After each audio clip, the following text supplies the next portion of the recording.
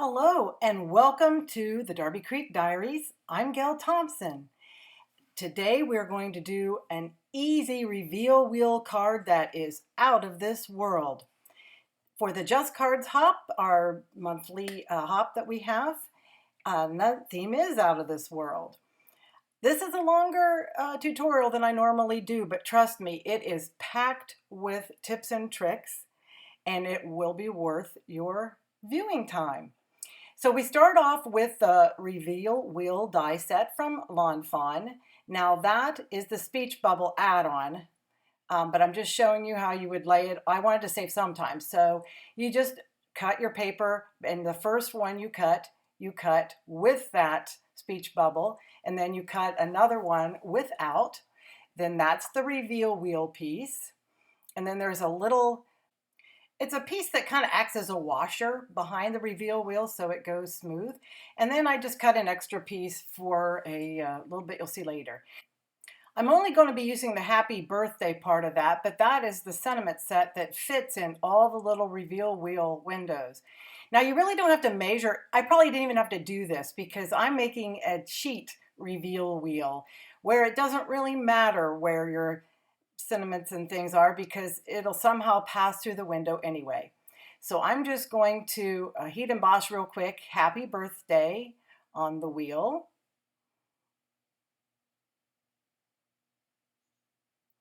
I like to use the VersaMark with white embossing powder. The white pigment ink with the white powder, sometimes it gets a little smudgy. So I heat my heat tool up for a few seconds and then bring it to the front and the back of my paper to kind of help with the warping. And then I just erase my lines, which I figure now I probably really didn't even need. Now you're not going to really be able to see anything until I start to add the color.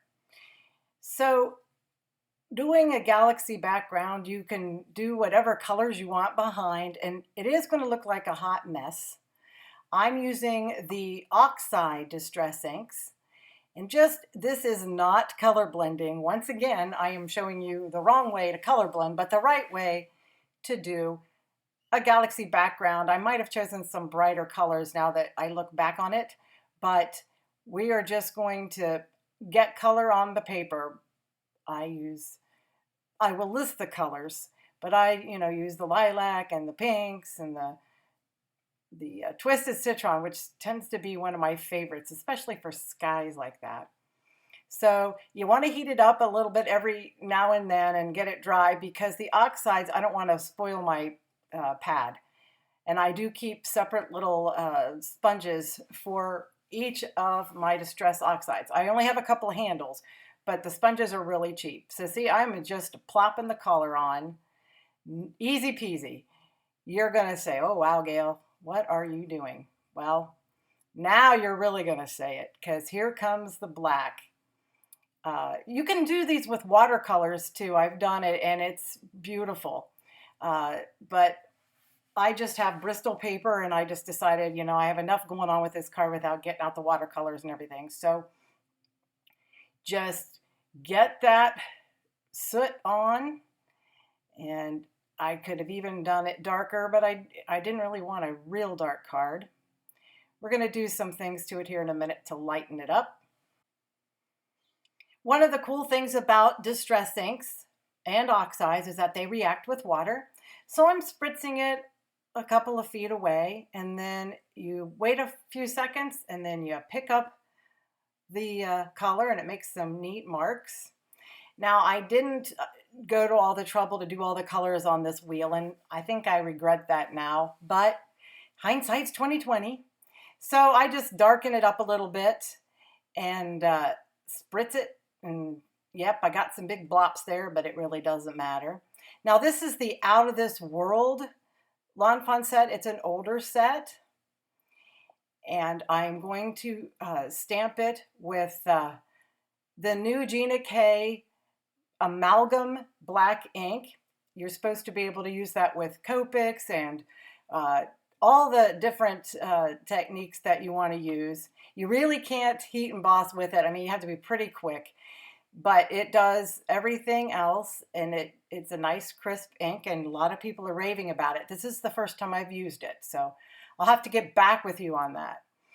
Now I'm using my Misty tool, and it's a good thing because this is the first time I'd used this set, and I forgot to kind of, season it a little bit. So that's okay. I'm just going to re-stamp it. And my table has a little bit of give in it, so sometimes it is a little harder to stamp. And then what would planets be without sparkle? I won't be showing coloring tutorials. There are plenty of people better than that. Check out Sandy Allnock and Laura Basson and just lots of people that are going to be better than me. So, but I am adding my tonic glitter pen.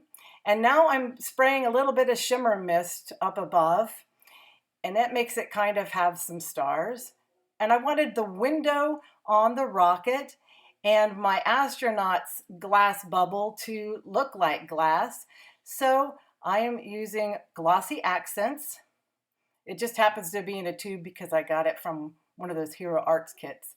And now no Galaxy card would be complete without flicking some Copic ink that I have watered down a little bit.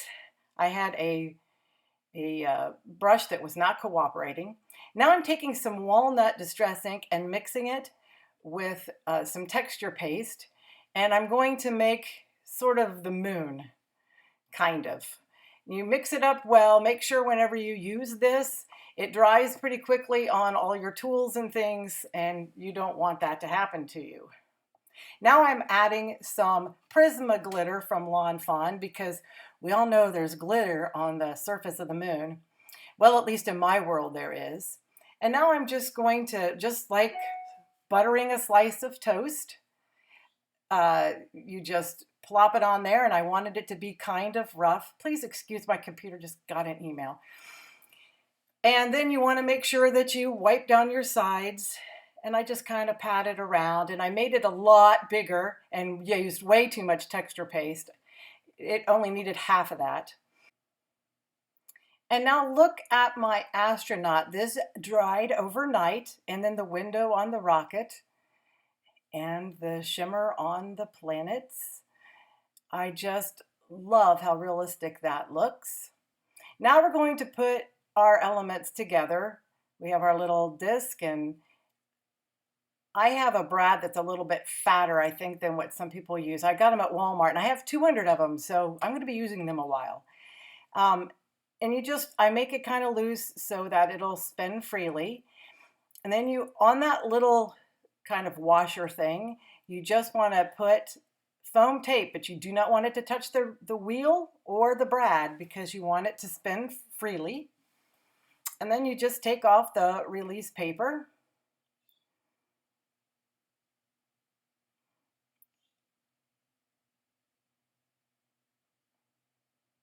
And then there are some markings, just little indentations on that reveal wheel that you can see, but you won't be able to see it, but I can see it.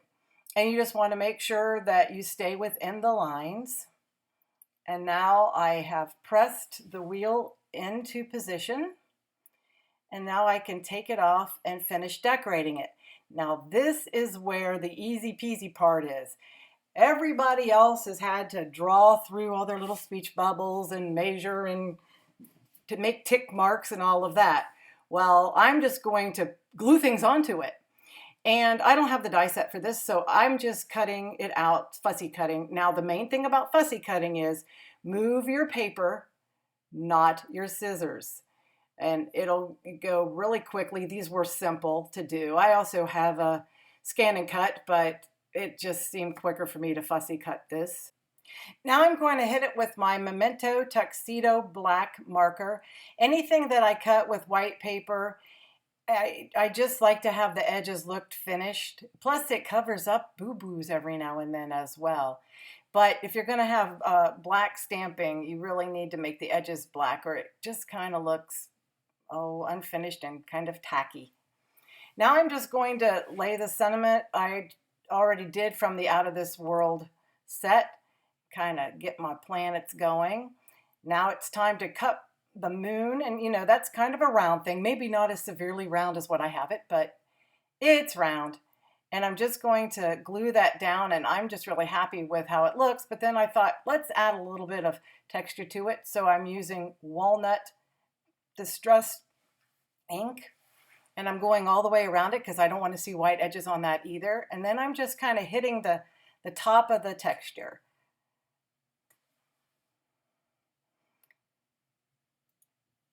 And now it's time to just put the card together.